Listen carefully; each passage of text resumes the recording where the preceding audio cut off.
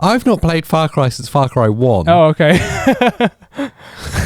And I really loved it. Yeah. And then it got weird. And about halfway through the game, I was like, Yeah. I'm going to give up on it. Yeah, I'm... so, yeah, Far Cry 6 is coming. Yeah, okay. Yeah, I've only played, like, the third one, maybe, and it's really not my thing. It's Christina's thing. She loves the Far Cry games. Meh. It's not my thing.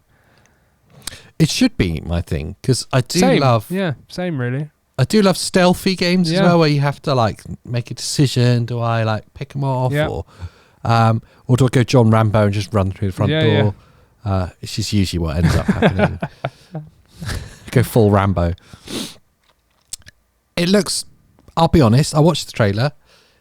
The trailers always look exciting, so I can't tell if I'm just excited by like the great sound design and hardcore graphics, Right, yeah.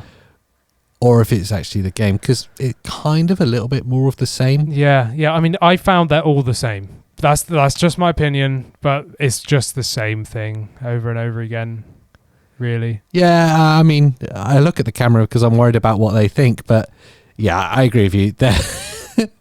They are all the same, and is Far Cry 6 going to be more of the same? Yeah.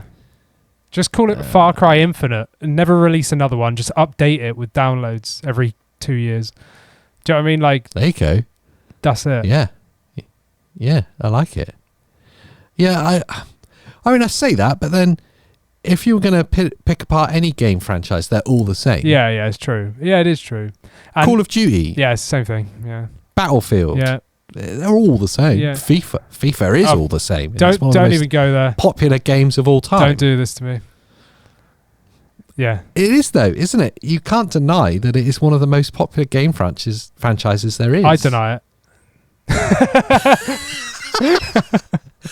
And it is just the same. It's just the same. Yeah. Every year it's the same. Yeah. It's just football. And it's got to a certain point where it literally looks the same as well. Yeah.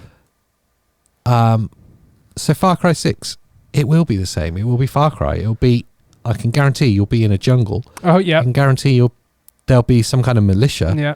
I guarantee you'll have a choice between how you take out that militia because there's some kind of peril that you're in. Yeah.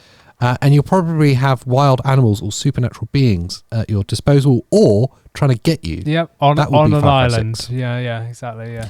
And on an island because the developers don't want you to leave. Yeah, Because yeah. that's as much map as we can be bothered to make. Yeah.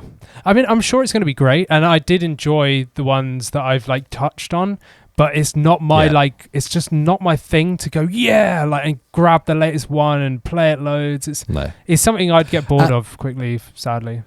I've got a few of them, and again, like a lot of games I buy, I've bought it and not played it. Yeah. It's savage, but I keep thinking I will pick it up at some point because it's the kind of game that I never think about it. It's never going to happen. Talking of like, I was going to say like maps that are on islands, like restricted by the developers' imagination.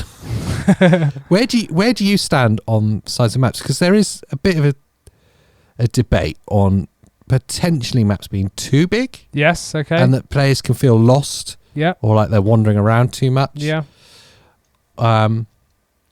Where do you stand on that? Do you prefer the expanse of like a massive open world that you can just wander through? I think it totally depends on the type of game that it is. Yeah. Do you know what I mean? Like some games, like if it's a linear sort of storyline game, it really doesn't need to be that big. Like games like Far Cry, like you expect huge maps, just like GTA. Just imagine if GTA came out and it was like a couple of blocks.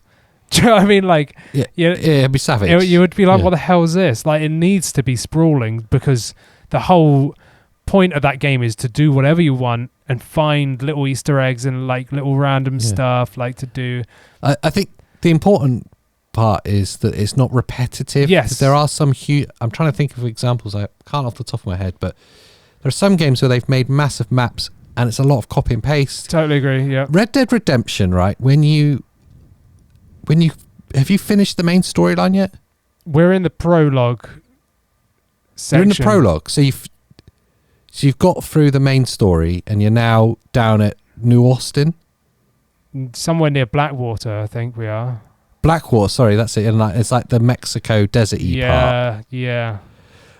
That part of the map is massive. Yes. Like, bigger than the whole rest of the game. And the game's got quite a big map.